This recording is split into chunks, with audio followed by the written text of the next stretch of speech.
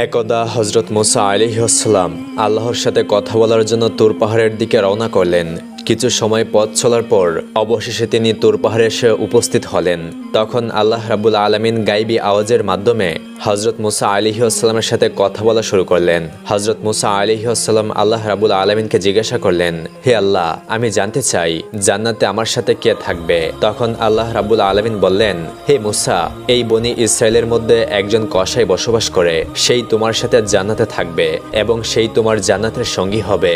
এবার হজরত মুসা আলাইহিসসালাম বিনয়ের সাথে আল্লাহ রাব্বুল আলামিনের কাছে জানতে চাইলেন, হে আল্লাহ, আমাকে তুমি নবী করে এই পৃথিবীতে পাঠিয়েছো, আমার সাথে তো জান্নাতে থাকার কথা কোনো আল্লাহওয়ালা বুজুর্গ দরবেশ ব্যক্তি, কিন্তু আমার জান্নাতের সঙ্গী কেন কসাই হবে? হে মাবুদ, আপনি দয়া করে ওই কসাই ব্যক্তির ঠিকানা দিন, আমি গিয়ে দেখে আসতে চাই সে কি এমন আমল করে যে আমলের বদলে সে আমার সাথে জান্নাতে বসবাস করবে। তখন আল্লাহ রাব্বুল আলামিন বললেন, হে মুসা, তুমি আজকে বাড়িতে চলে যাও, সময় হলে আমি তোমাকে ডেকে আনবো।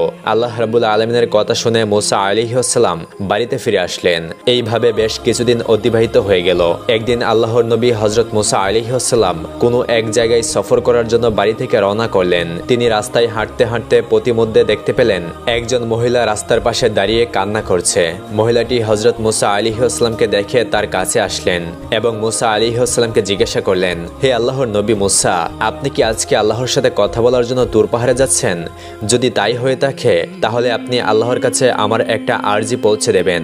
আপনি আল্লাহর কাছে জিজ্ঞাসা করবেন, আমার বিয়ের এত বছর হয়ে গেল, আল্লাহ রাব্বুল আলামিন এখন পর্যন্ত কেন আমাকে কোনো সন্তান সন্ততি দান করলেন না? আমি জানতে চাই আমার কি অপরাধ যার কারণে আমি আজও কোনো সন্তানের মুখ দেখতে পারলাম না। হে মুসা, আপনি আপনার আল্লাহকে জিজ্ঞাসা করবেন আমার কোনো ভুল আছে কিনা, কোন ভুলের কারণে আমার এত বছর হয়ে গেছে বিয়ের, এখন পর্যন্ত আমি কোনো সন্তান কোলে নিতে পারলাম না। মহিলার মুখে এমন কথা শোনার পর হজরত মুসা আলাইহিসসালাম অবাক হয়ে গেলেন। তারপর তিনি ওই মহিলাকে বললেন, ঠিক আছে, আমি অবশ্যই আল্লাহ রাব্বুল আলামিনের কাছে আপনার এই কথা জিজ্ঞাসা করব।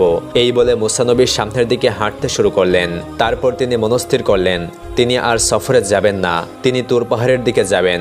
অতঃপর তিনি তুর পাহাড়ে এসে পৌঁছালেন এবং তুর পাহাড়ে এসে আল্লাহ রাব্বুল আলামিনের সাথে কথা বলা শুরু করে দিলেন। মুসা আলাইহিসসালাম আল্লাহর কাছে জানতে চাইলেন, হে আল্লাহ রাব্বুল আলামিন, আমি রাস্তা দিয়ে আসার সময় একজন মহিলা আমাকে বলেছে তার বিয়ের অনেক বছর হয়ে যাওয়ার পরেও তাকে কোনো সন্তান সন্ততি এখন পর্যন্ত আপনি কেন দান করেননি।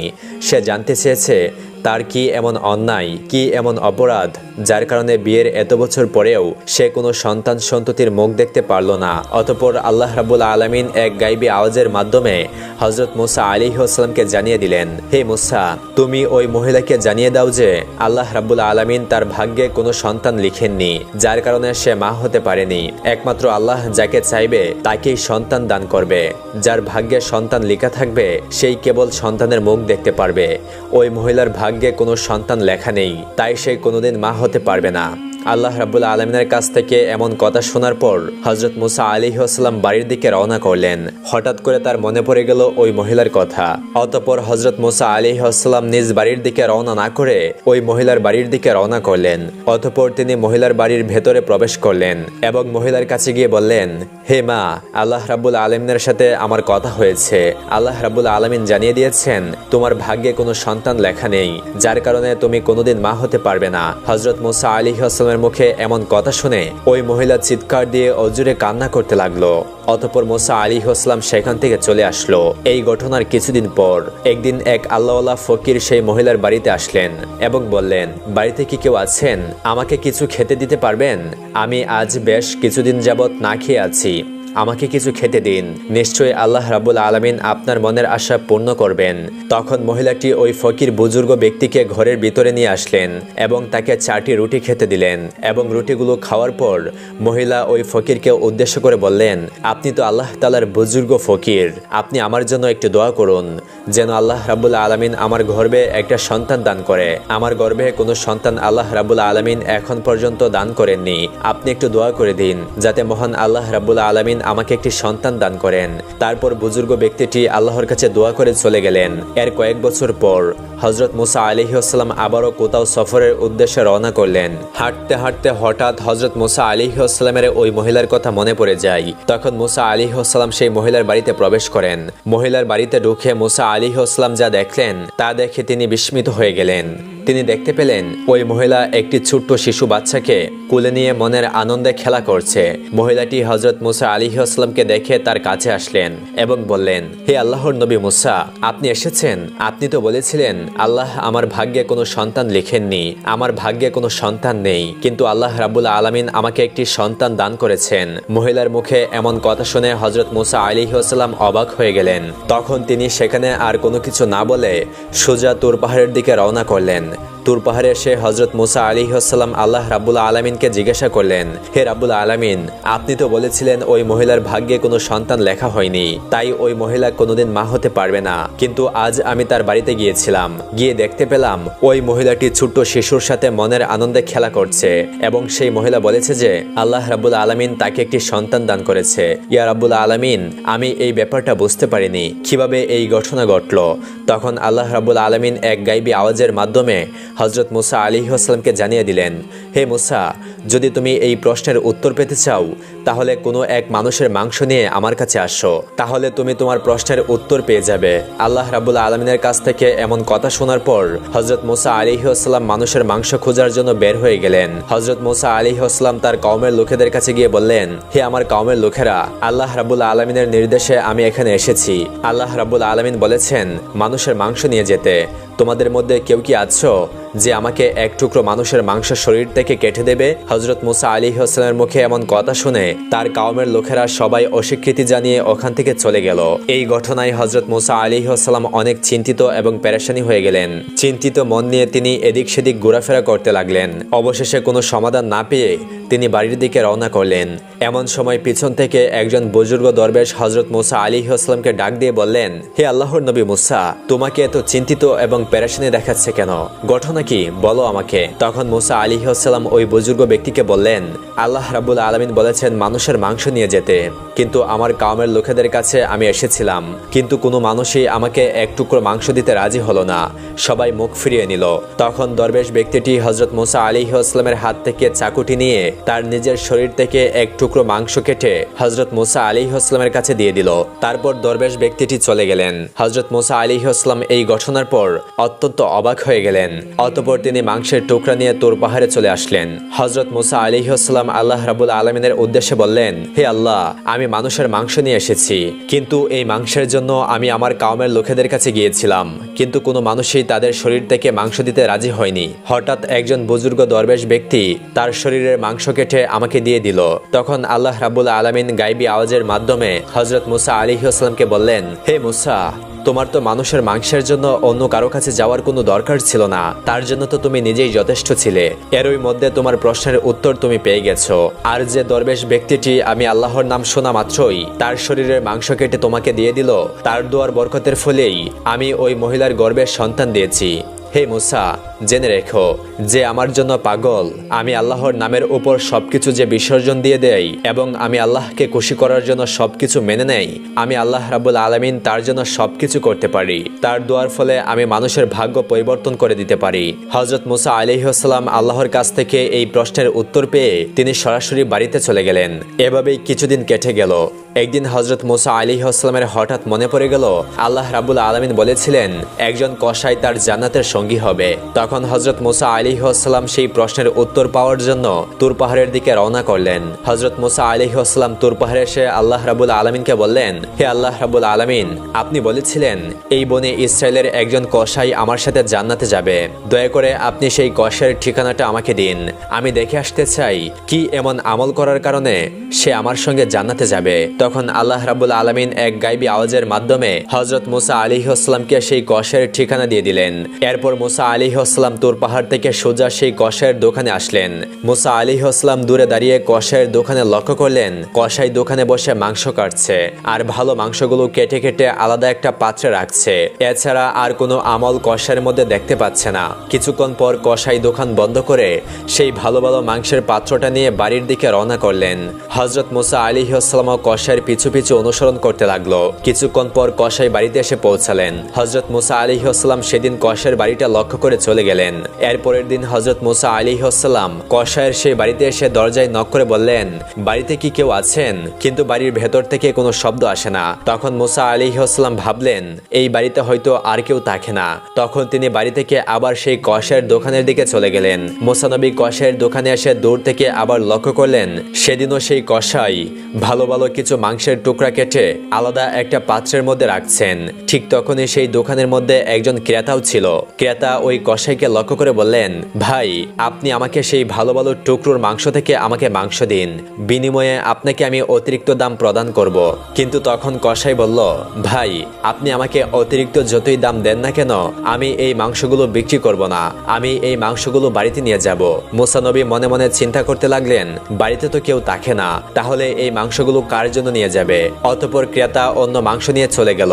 কসাই দোকান বন্ধ করে সেই ভালো মাংসের টুকরোগুলো হাতে নিয়ে বাড়ির দিকে রওনা করলেন। তখন হযরত মুসা আলাইহিসসালাম কসাইয়ের পিছু পিছু অনুসরণ করতে লাগলেন। মুসা আলাইহিসসালাম দেখলেন যখন কসাই বাড়িতে আসলেন তখন দরজা খুলে ঘরে প্রবেশ করলেন। মুসা আলাইহিসসালাম তার কিছুক্ষণ পর দরজার কাছে গিয়ে দরজার মধ্যে শব্দ করে বললেন, বাড়িতে কি কেউ আছেন?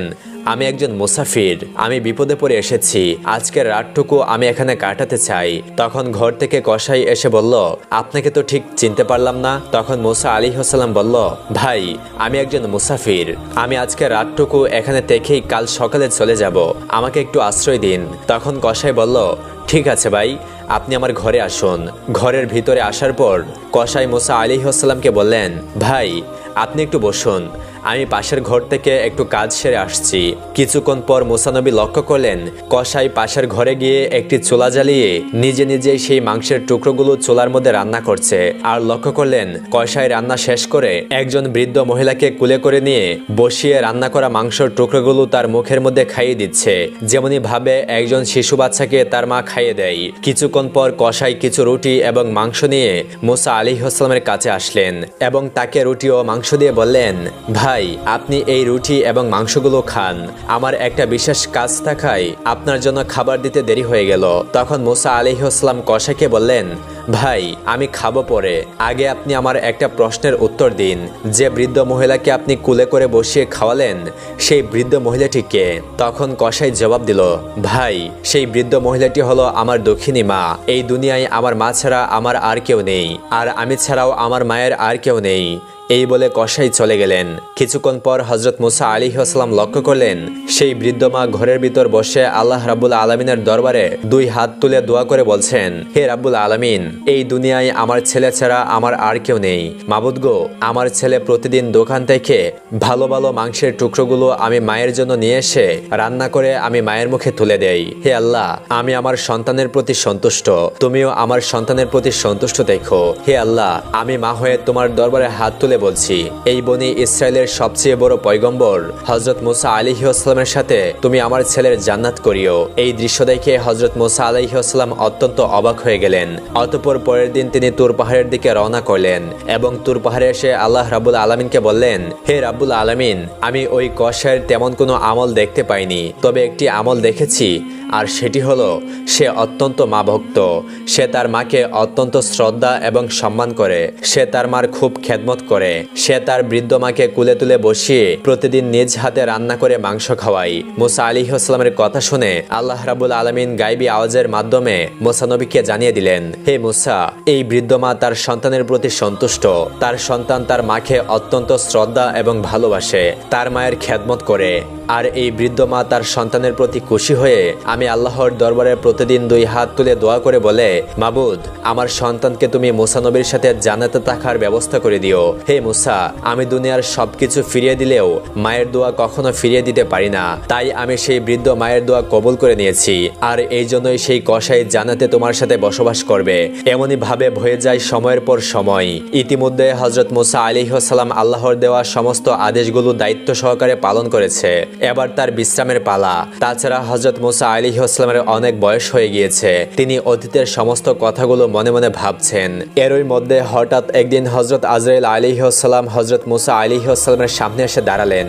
আজরাইলকে দেখে হযরত মুসা আলাইহিস সালাম বললেন, হে আজরাইল, তুমি কি আমার জান কবজ করতে এসেছো? তখন আজরাইল আলাইহিস সালাম বললেন, হ্যাঁ, আমি আল্লাহর আদেশে আপনার জান কবজ করতে এসেছি। তখন মুসা আলাইহিস সালাম বললেন, তুমি কি আমার সেই মুখ দিয়ে জান কবজ করবে যে মুখ দিয়ে আমি আল্লাহ রাব্বুল আলামিনের সাথে কথা বলেছি? তখন হযরত আজরাইল আলাইহিস সালাম বললেন, তাহলে আমি আপনার চোখ দিয়ে জান কবজ করব। তখন মুসা আলাইহিস সালাম বললেন, কোন চোখ দিয়ে জান কবজ করবে? যেই চোখ দিয়ে আমি আল্লাহর নূরের তাজাল্লি প্রদর্শন করেছি সেই চোখ দিয়ে? তখন হযরত আজরাইল আলাইহিস সালাম বললেন, তাহলে আমি আপনার নাক দিয়ে জান কবজ করব। এবার হযরত মুসা আলাইহিস সালাম বললেন, এই নাক দিয়ে আমি আল্লাহ রাব্বুল আলামিনের বেহেশতের গ্রাণ অনুভব করেছি। তখন হযরত আজরাইল আলাইহিস সালাম বললেন, আমি আপনার এত কথা শুনতে চাই না, আমার যেদিক দিয়ে ইচ্ছা সেদিক দিয়েই আমি জান কবজ করে নিয়ে যাব। হযরত মুসা আলাইহিস সালাম আজরাইলের এই কথা শুনে অত্যন্ত ক্রোধান্বিত হয়ে ঠাস করে হযরত আজরাইল আলাইহিস সালামকে একটি থাপ্পড় লাগিয়ে দিলেন। তখন সাথে সাথে আজরাইল আলাইহিস সালামের চোখ বের হয়ে গেল। অতঃপর আজরাইল আলাইহিস সালাম আল্লাহ রাব্বুল আলামিনের কাছে এসে সমস্ত ঘটনা বর্ণনা করলেন। আল্লাহ রাব্বুল আলামিন সাথে সাথে হযরত আজরাইল আলাইহিস সালামের চক্ষুদ্বয় ঠিক করে দিয়ে বললেন, হে আজরাইল, আমার নবীগণের মধ্যে মুসা হলো একটু ক্রোধান্বিত এবং তার রাগ বেশি। হে আজরাইল, তোমাকে আর মুসার কাছে যেতে হবে না। মুসার ব্যাপারটা আমি আল্লাহ নিজেই দেখব। তার কিছুদিন পর আল্লাহ রাব্বুল আলামিন এক ওহীর মাধ্যমে হযরত মুসা আলাইহিস সালামকে জানিয়ে দিলেন, হে মুসা, তুমি যদি একটি মেষের পশমের সংখ্যা পরিমাণ হায়াতের আরজি আমার কাছে করো, আমি আল্লাহ রাব্বুল আলামিন সেই পরিমাণ হায়াত তোমাকে দান করব। তুমি পৃথিবীতে যতদিন থাকার ইচ্ছে পোষণ করো, আমি তোমাকে ততদিন রাখবো। আল্লাহ রাব্বুল আলামিনের এই কথা শুনে হযরত মুসা আলাইহিস সালাম বললেন, হে আল্লাহ, তারপরেও তো আমাকে একদিন না একদিন মৃত্যুর স্বাদ গ্রহণ করতেই হবে। তাহলে কষ্ট করে এতদিন এই পৃথিবীতে থেকে কি হবে? হে আল্লাহ, আমি এই পৃথিবীতে এতদিন থাকতে চাই না। আমি তোমার সান্নিধ্য লাভ করতে চাই। আমি অতি শীঘ্রই তোমার দিদার লাভ করতে চাই। হে রাব্বুল আলামিন, তুমি আমার নির্ধারিত হায়াতের পরেই তোমার সান্নিধ্য লাভ করার জন্য তোমার কাছে আমাকে নিয়ে যেও। হে রাব্বুল আলামিন, তোমার কাছে আমার মৃত্যুর পূর্বে শেষ একটি অনুরোধ, তুমি আর একটিবার তুর পাহাড়ে নিয়ে আমাকে তোমার সাথে কথা বলার সুযোগ করে দাও। আল্লাহ রাব্বুল আলামিন তখন হযরত মুসা আলাইহিস সালামকে তুর পাহাড়ে যাওয়ার জন্য অনুমতি দিলেন। অতঃপর হযরত মুসা আলাইহিস সালাম তুর পাহাড়ে আসলেন এবং আল্লাহ রাব্বুল আলামিনের নূরের তাজাল্লি প্রদর্শন করলেন। অতঃপর হযরত মুসা আলাইহিস সালাম আল্লাহর দরবারে প্রার্থনা করে বললেন, হে আল্লাহ, আমার কওমের প্রতি আপনি গজব নাজিল করিয়েন না। তাদেরকে আপনার ছায়াতলে আশ্রয় দিন। তাদেরকে আপনি রুজি রোজগারের ব্যবস্থা করে দিন। তাদেরকে আপনি অনাহারে মৃত্যু দিবেন না। তখন আল্লাহ রাব্বুল আলামিন হযরত মুসা আলাইহিস সালামের দোয়ার আবেদনের পরিপ্রেক্ষিতে জানিয়ে দিলেন, হে মুসা, আমি আল্লাহ রাব্বুল আলামিন ঈমানদার, নাফরমান, কাফের সহ সমস্ত মানুষের প্রতিপালক। আমি কাউকেই কখনো অনাহারে রাখি না। যে যেখানেই থাকুক না কেন, আমি সেখানেই তাদের খাবার পৌঁছে দেই। অতঃপর আল্লাহ রাব্বুল আলামিন আবার মুসা আলাইহিস সালামকে বললেন, হে মুসা, তুমি তোমার লাঠি দ্বারা পাহাড়ের উপর আঘাত করো। এরপর হযরত মুসা আলাইহিস সালাম পাহাড়ের উপর আঘাত করার সাথে সাথেই পাহাড়ের পাশ দিয়ে একটি নদী বয়ে যায়। তারপর আল্লাহ রাব্বুল আলামিন হযরত মুসা আলাইহিস সালামকে আবার বললেন, হে মুসা, তুমি নদীর উপর আঘাত করো। হযরত মুসা আলাইহিস সালাম আবার নদীর উপর যখন আঘাত করলেন, তখন নদীর উপর দিয়ে একটি পাথর ভেসে যাচ্ছিল। তখন আল্লাহ রাব্বুল আলামিন আবার মুসা আলাইহিস সালামকে বললেন, হে মুসা, তুমি পাথরের উপর আঘাত করো। তখন হযরত মুসা আলাইহিস সালাম পাথরের উপর আঘাত করতেই দেখলেন পাথর ফেটে একটি ফড়িং বেরিয়ে আসলো, যার মুখের মধ্যে ছিল একটি কাঁচা ঘাস। এই দৃশ্য দেখার পর হযরত মুসা আলাইহিস সালাম সেজদায় লুটিয়ে পড়লেন। কিছুক্ষণ পর হযরত মুসা আলাইহিস সালাম সেজদা থেকে উঠে আল্লাহ রাব্বুল আলামিনকে সালাম প্রদান করে তুর পাহাড় থেকে বের হয়ে এলেন। তিনি যখন সামনের দিকে অগ্রসর হতে লাগলেন, তখন তিনি দেখতে পেলেন যে রাস্তার পাশে কতিপয় লোক মিলে একটি কবর খুঁড়ছে। তখন মুসা আলাইহিস সালাম তাদের কাছে গিয়ে জিজ্ঞাসা করলেন, হে ভাইয়েরা, তোমরা এই নির্জন এলাকায় কার কবর খুঁড়ছো? তখন তাদের মধ্যে একজন জবাব দিলেন, হে আল্লাহর নবী মুসা, আমরা আপনার ন্যায় একজন মহান ব্যক্তির কবর খুঁড়ছি, আপনিও আমাদের সাথে এই সওয়াবের কাজে শরিক হতে পারেন। তখন তাদের কথাই হযরত মুসা আলাইহিস সালাম তাদেরকে কবর খোঁড়ার কাজে সাহায্য করলেন। এরপর তাদের মধ্যে একজন মুসা নবীকে বললেন, হে আল্লাহর নবী মুসা, আমরা যার জন্য কবর খুঁড়ছি সেও আপনার নেই, আপনি একবার কবরে শুয়ে মাপটা পরীক্ষা করে দেখতে পারেন। ওই লোকের কথা মতো হযরত মুসা আলাইহিস সালাম কবরে গিয়ে শুয়ে পড়লেন। অতঃপর আল্লাহ রাব্বুল আলামিনের দরবারে দোয়া করলেন, হে আল্লাহ, এই জায়গাটি কতই না নিছু, নীরব, নিস্তব্ধ, এই জায়গাটি তুমি আমার জন্য কবুল করো। সাথে সাথে মুসা আলাইহিস সালামের দোয়া কবুল হয়ে যায়। তখন একজন ফেরেশতা এসে হযরত মুসা আলাইহিস সালামকে একটি আপেল খেতে দিলেন। মুসা আলাইহিস সালাম বিসমিল্লাহ বলে সেই আপেলটি খেতে থাকলেন, আর সাথে সাথে হযরত মুসা আলাইহিস সালামের জান কবজ হয়ে যায়। এরপর ওই ফেরেশতা হযরত মুসা আলাইহিস সালামকে কবর থেকে উঠিয়ে গোসল করিয়ে জানাজা পড়িয়ে পুনরায় ওই কবরে দাফন করে দিলেন। সুবহানাল্লাহ।